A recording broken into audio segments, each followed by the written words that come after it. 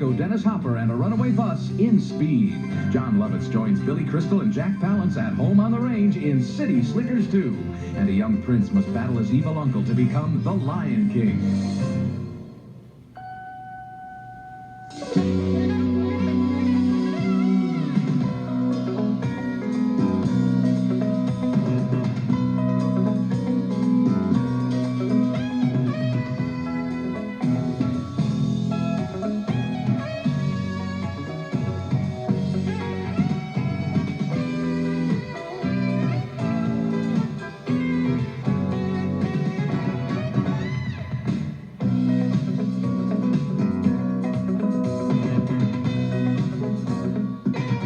There's enough C4 on this thing to put a hole in the world. Okay, all right, just stay calm. What else? 3 triggers, one on the axle I can't really see, a cellular remote, and a timer running off a wristwatch.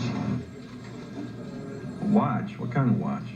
Keanu Reeves engages in a citywide duel with a mad bomber who has rigged a bus in Speed, one of the new movies we'll be reviewing this week on Siskel and Ebert. We'll also look at the new Disney animated feature, The Lion King, review Billy Crystal and City Slickers 2, and talk to Spike Lee and Eddie Murphy. I'm Roger Ebert of the Chicago Sun-Times. And I'm Gene Siskel of the Chicago Tribune. Yeah, well, okay. Coming up next, The Lion King, the latest Disney animated feature.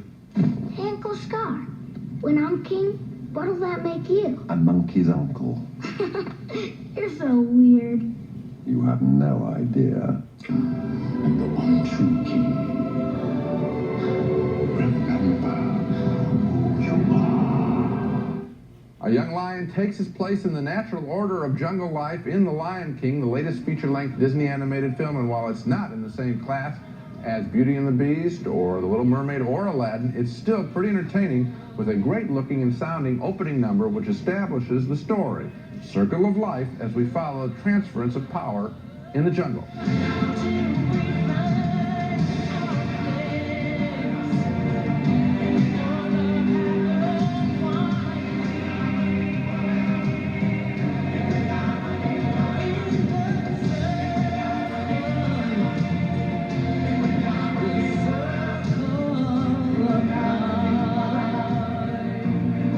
That little lion cub can't wait to become king as he tells his young cub girlfriend. Everybody look left, everybody look right. Everywhere you look, I'm standing in the spotlight. Naturally, there is a threat to his ascendancy in the form of 3 hyenas and an evil uncle named Scar, who is jealous of his brother's little cub.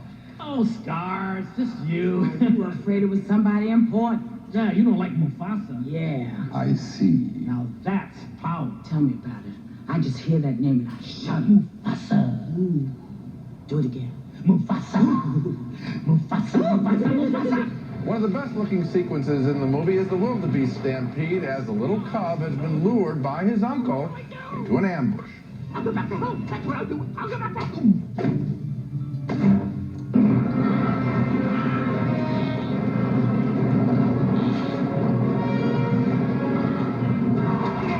The little cub loses his father. Hey, it wouldn't be a Disney animated feature without parental death, would it? And the cub is cheered up by a couple of funny friends, a warthog and a meerkat, whatever that is. It's our problem-free philosophy.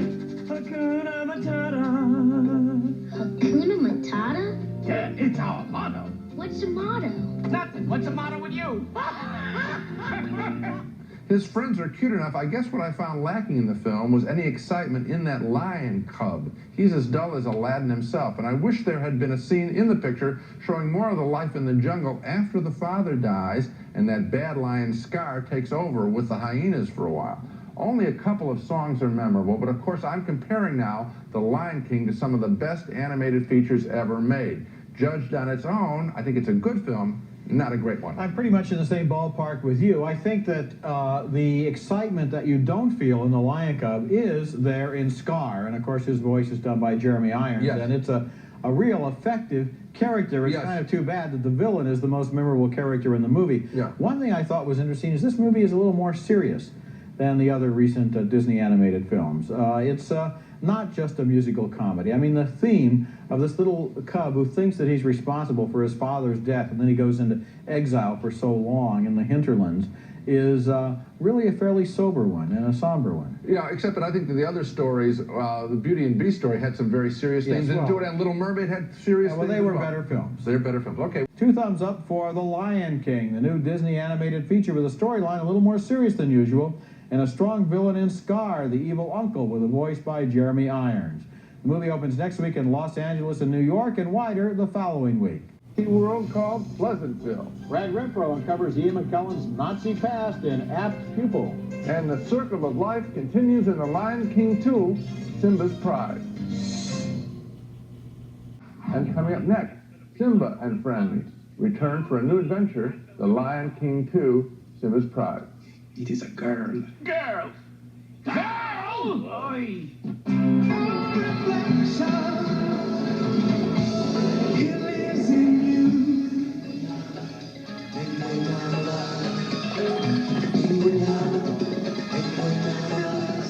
Well, look who has grown up after 4 circles of life have passed. Yes, it's Simba, now the proud father of a baby lioness in The Lion King 2, Simba's Pride, a satisfactory continuation of the adventures of memorable animals introduced in one of the most popular films of all time. This new next-generation story parallels the conflicts of the original with the children of adversaries. For example, here Simba confronts Zira, a follower of Simba's old enemy, Uncle Scar. She has a grand dream of her own for her son, Kobu. Take him and get out. We're finished here.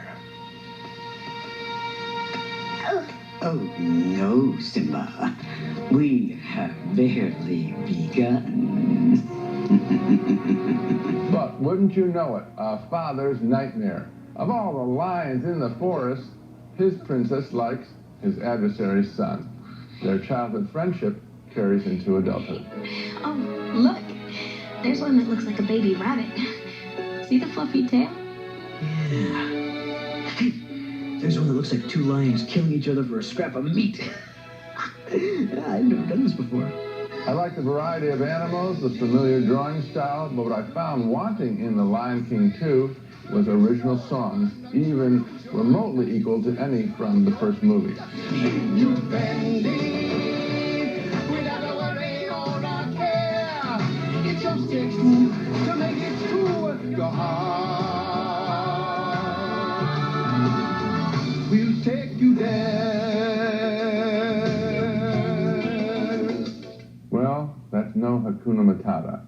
And with that and its familiar story, it makes perfectly good sense that Lion King 2 is not being released in movie theaters now, but directly into video stores, where it is certainly worthy of being rented, if not purchased. So only a marginal thumbs up for me. Marginal for me, too, and I think you used the right word in your intro to this review when you said it was satisfactory. Yeah. It's more or less what you are hoping for or expecting as a made-for-video sequel to The Lion King. It's not at the level of the theatrical releases that Disney does, but on the other hand, if you're interested in what happened to the characters, you want to see kind of a Romeo and Juliet scenario played out in the Serengeti, then it's fun on that level. But you know what I'm talking about with the songs? Yeah. You couldn't hum, I couldn't hum one from the picture. Nope, and as we know, people are still humming Hakuna Matata. Yeah. They're probably, well, Yeah. I don't know if they're humming. A name on every list. I think yeah. actually, if they know the song, they remember the lyric. Okay. 2 thumbs up for the direct-to-video sequel, The Lion King 2, Simba's Pride.